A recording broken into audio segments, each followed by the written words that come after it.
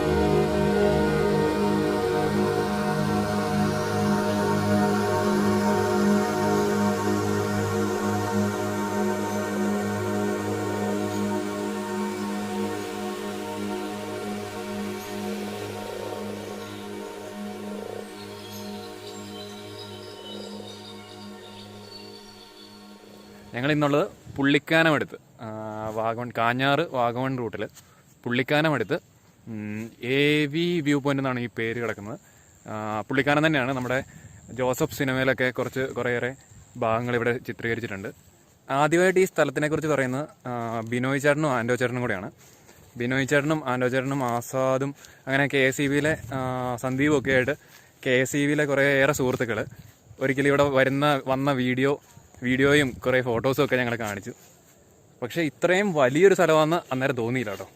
പക്ഷേ ഇപ്പം ഇവിടെ വന്നു കഴിഞ്ഞപ്പം നമ്മുടെ ക്യാമറയിലൊക്കെ വൈഡ് ആംഗിളിൽ പോലും കവർ ചെയ്യാൻ പറ്റുന്നതിനപ്പുറം വ്യൂസ് ഉണ്ട്. ഏത് കുന്നിൻ്റെ മുകളിൽ ചെന്നാലും നമുക്ക് വ്യത്യസ്തമായ വ്യൂസ് ഉണ്ട്. രാവിലെ സമയത്ത് വന്നാൽ നന്നായിട്ട് കാണാൻ പറ്റുന്ന ഒരു ഭാഗമുണ്ട്. ഒരു ഭാഗത്ത് നമുക്ക് കുറച്ച് ഏലത്തോട്ടങ്ങളും അങ്ങനെയുള്ളതൊക്കെ കാണാൻ പറ്റും. അത് വാഗമൺ സൈഡാണ്.